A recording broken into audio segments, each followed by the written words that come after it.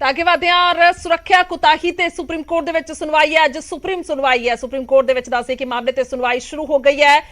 ਅੱਜ ਫੈਸਲਾ ਸੁਣਾਇਆ ਜਾਏਗਾ ਔਰ ਨਜ਼ਰਾਂ ਟਿਕੀਆਂ ਹੋਈਆਂ ਨੇ। ਵੱਡੀ ਖਬਰ ਹੈ ਇਸ ਵੇਲੇ ਦੀ, ਖਾਸ ਤੌਰ ਤੇ ਮਸਲਾ 5 ਜਨਵਰੀ ਦਾ, ਜਿਸ ਵੇਲੇ ਪ੍ਰਧਾਨ ਮੰਤਰੀ ਆਏ ਸਨ ਪੰਜਾਬ, ਪਰ ਫਿਰੋਜ਼ਪੁਰ ਦੇ ਵਿੱਚ ਪਿਆਰਿਆਣਾ ਫਲਾਈਓਵਰ ਦੇ ਕਿਸ ਤਰ੍ਹਾਂ ਦੇ ਨਾਲ 20 ਮਿੰਟ ਤੱਕ ਕਾਫਲਾ ਰੁਕਿਆ ਰਿਹਾ ਸੀ ਔਰ ਉਸ ਵੇਲੇ ਉਹ ਤਸਵੀਰਾਂ ਹਰ ਪਾਸੇ ਜਨਤਕ ਹੋਈਆਂ ਸਨ। ਦੇਸ਼ ਦੇ ਵਿੱਚੋਂ ਸਵਾਲ ਉੱਠਣੇ ਸ਼ੁਰੂ ਹੋ ਗਏ ਸਨ, ਕਹਿ ਸਕਦੇ ਆ ਚਰਚਾ ਲਗਾਤਾਰ ਹੋ ਰਹੀ ਸੀ ਔਰ ਲੰਮਾ ਸਮਾਂ ਸੁਰੱਖਿਆ ਦੇ ਵਿੱਚ ਉਹ ਮਾਮਲਾ ਰਿਹਾ ਔਰ ਬਾਰ-ਬਾਰ ਉਸ ਦਾ ਜ਼ਿਕਰ ਵੀ ਹੁੰਦਾ ਰਿਹਾ। ਹੁਣ ਤੱਕ ਵੀ ਉਹ ਜ਼ਿਕਰ ਹੁੰਦਾ ਰਿਹਾ ਕਿ ਆਖਰਕਾਰ ਪੀਐਮ ਨਰਿੰਦਰ ਮੋਦੀ ਨੂੰ ਵਾਪਸ ਕਿਉਂ ਪਰਤਣਾ ਪਿਆ, ਸੁਰੱਖਿਆ ਦੇ ਵਿੱਚ ਕੁਤਾਹੀ ਕਿਉਂ ਕੀਤੀ ਗਈ। ਦੱਸ ਦਈਏ ਕਿ ਉਸ ਵੇਲੇ 에ਅਰਪੋਰਟ ਦੇ ਜ਼ਰੀਏ ਯਾਨੀ ਕਿ ਹੈਲੀਕਾਪਟਰ ਦੇ ਜ਼ਰੀਏ ਹਵਾਈ ਸਫ਼ਰ ਦੇ ਦੌਰਾਨ ਉਹਨਾਂ ਨੇ ਪਹੁੰਚਣਾ ਸੀ, ਪਰ ਐਨ ਮੌਕੇ ਤੇ ਜੋ ਉਸ ਵੇਲੇ ਦੇ ਅਫਸਰਾਂ ਦੇ ਤਰਕ ਨੇ ਕਿ ਬਦਲਾਅ ਕਰ ਦਿੱਤਾ ਗਿਆ, ਉਹਨਾਂ ਨੇ ਫਿਰ ਬਾਏ ਰੋਡ ਆਉਣ ਦਾ ਫੈਸਲਾ ਕੀਤਾ, ਤਾਂ ਇਸ ਵਜ੍ਹਾ ਦੇ ਨਾਲ ਵੀ ਸਮੱਸਿਆਵਾਂ ਹੋਈਆਂ ਨੇ। ਤਾਂ ਬਹੁਤ ਕੁਝ ਉਸ ਵੇਲੇ ਬਿਆਨਬਾਜ਼ੀਆਂ ਹੋਈਆਂ ਸਨ ਕਿ ਆਖਰਕਾਰ ਕਿਉਂ ਇਹ ਸਾਰਾ ਮਸਲਾ ਹੋਇਆ ਹੈ ਜਾਂ ਫਿਰ ਕਿਉਂ ਕਿਸਾਨਾਂ ਦੇ ਧਰਨੇ ਦੇ ਕਰਕੇ ਇਹ ਕਾਫਲਾ 20 ਮਿੰਟ ਤੱਕ ਰੁਕਿਆ ਰਿਹਾ। ਪਰ ਸਵਾਲ ਜਵਾਬ ਬਹੁਤ ਹੁੰਦੇ ਰਹੇ ਨੇ ਤੇ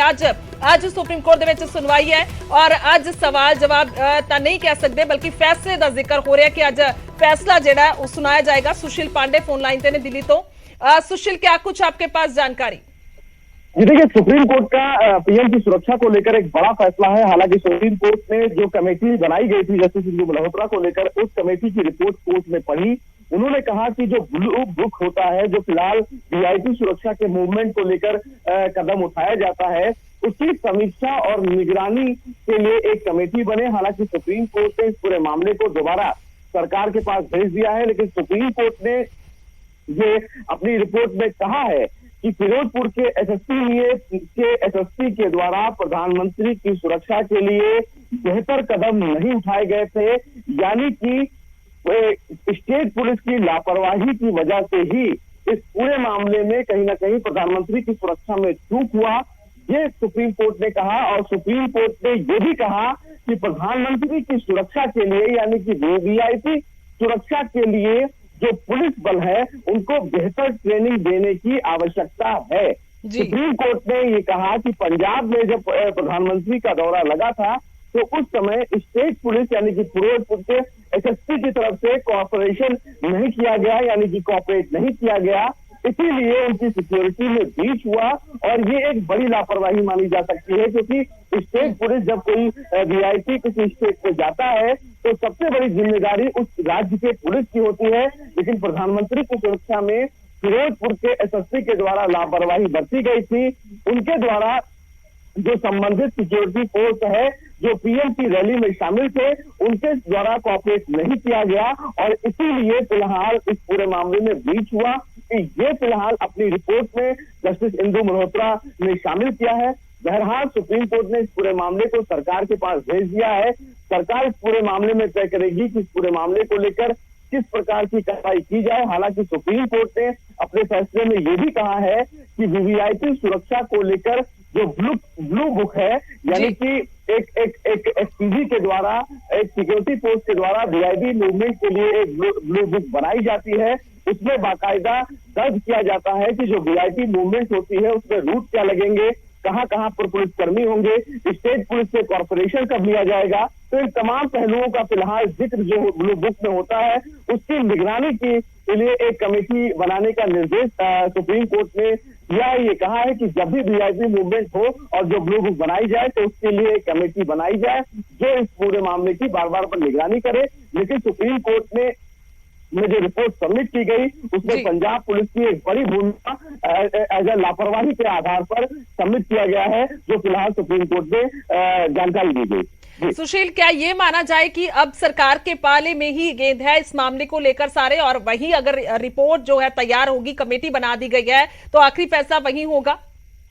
और या फिर ये माना जाए कि गाज जो है कुछ अफसरशाहों पर गिर सकती है? जी देखिए, ये तय है कि प्रधानमंत्री की सुरक्षा को लेकर जिस तरह कमेटी बनाई गई थी उस पूरे मामले में ये तय है कि जिस प्रकार से फिरोजपुर के एसपी का नाम रिपोर्ट में शामिल किया गया है, तो ये तय है कि पंजाब पुलिस के कुछ बड़े अधिकारियों पर निश्चित रूप से गाज गिरेगी। लेकिन चूंकि ये अभी जांच का विषय है, रिपोर्ट में फिरोजपुर के एसपी का नाम शामिल किया गया और ये कहा गया है कि समय रहते उनके द्वारा कदम नहीं उठाया गया, तो ये तय है कि फिरोजपुर के एसपी पर भी कार्रवाई आने वाले समय में हो सकती है, क्योंकि मामला इस इसको दोबारा सरकार के पास भेजा गया है, तो सरकार यानी गृह मंत्रालय इस मामले को तय करेगी कि आने वाले समय में किस प्रकार से कार्रवाई इनिशिएट किया जाए। लेकिन कहीं ना कहीं सुप्रीम कोर्ट में जो रिपोर्ट सबमिट की गई है उसमें पंजाब पुलिस की लापरवाही का जिक्र किया गया है। तो ये तय है कि प्रधानमंत्री की सुरक्षा में जो चूक हुआ था उसमें जो फिलहाल बड़े अफसर हैं, फिरोजपुर के जो एसपी हैं या वहां के जो बड़े अधिकारी हैं, उनकी तरफ से लापरवाही को शामिल किया गया है। यानी कि ये तय है कि आने वाले समय में एक बड़ी कार्रवाई पंजाब पुलिस में देखी जा सकती है। एक और सवाल है सुशील, क्या सिर्फ अफसरों से ही जो है वो पूछताछ हो सकती है या फिर उस समय की सरकार का हम जिक्र करें, उस समय के होम डिपार्टमेंट का जिक्र करें, क्या उनको लेकर भी सवाल जवाब हो सकते हैं?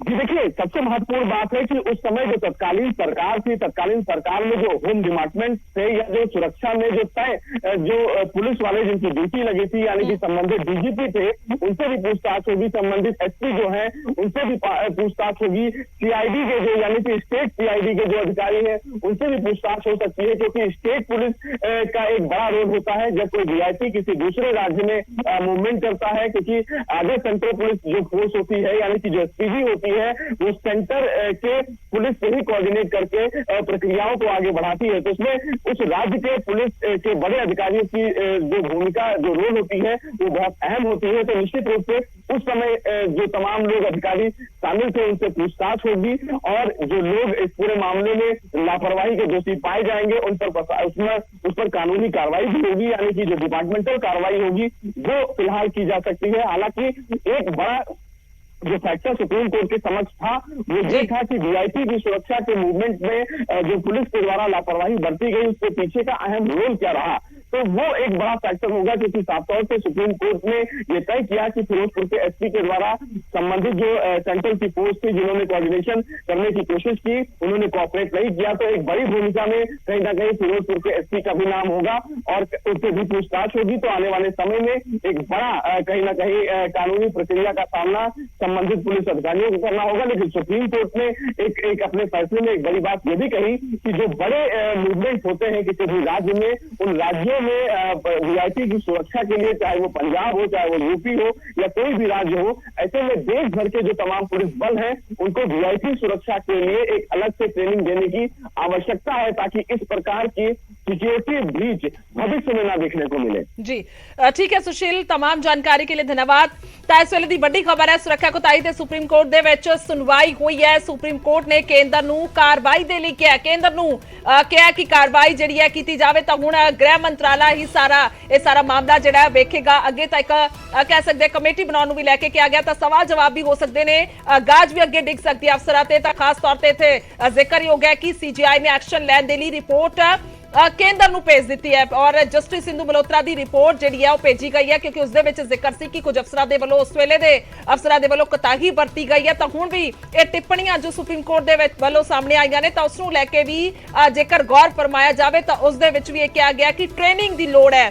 VVIPs ਦੀ ਸੁਰੱਖਿਆ ਦੇ ਲਈ ਟ੍ਰੇਨਿੰਗ ਦੀ ਲੋੜ ਹੈ ਅਫਸਰਾਂ ਨੂੰ, ਕਿਉਂਕਿ ਉਸ ਵੇਲੇ ਜੋ ਕੋਤਾਹੀ ਹੋਈ ਹੈ। ਤੇ ਰਿਪੋਰਟ ਦੇ ਵਿੱਚ ਫਿਰੋਜ਼ਪੁਰ ਦੇ ਤਤਕਾਲੀ ਐਸਐਸਪੀ ਅਵਨੀਤ ਹੰਸ ਦੀ ਭੂਮਿਕਾ ਤੇ ਸਵਾਲ ਨੇ ਔਰ ਐਸਐਸਪੀ ਨੇ ਕਾਫਲੇ ਦੀ ਸੁਰੱਖਿਆ ਲਈ ਕਦਮ नहीं चुके। फिरोजपुर के एसएसपी अवनीत हंस ड्यूटी निभाने में फेल हुए ने, यह भी जिक्र होया। अवनीत हंस नूं 2 घंटे पहला पीएम के काफिले की सूचना सी, यानी कि एन मौके ते, हालांकि यह कहा गया कि एन मौके ते ही ये बदलाव किए गए, बाय रोड आने का फैसला किया गया। पर यह भी जिक्र होया कोर्ट के सुनवाई के दौरान कि 2 घंटे पहला एसएसपी ਨੂੰ ਦੱਸ ਦਿੱਤਾ ਗਿਆ ਸੀ ਕਿ ਬਾਈ ਰੋਡ ਆਉਣਾ ਹੈ। ਪੀਐਮ ਨਰਿੰਦਰ ਮੋਦੀ ਹੋਰਾਂ ਨੇ ਪੀਐਮ ਦਾ ਕਾਫਲਾ ਬਾਈ ਰੋਡ ਆਏਗਾ, ਤਾਂ ਇਹ ਸੂਚਨਾ ਦੇ ਕੋਲ 2 ਘੰਟੇ ਪਹਿਲਾਂ ਸੀ ਤਾਂ ਰੋਡ ਸਾਫ਼ ਹੋ ਸਕਦਾ ਸੀ।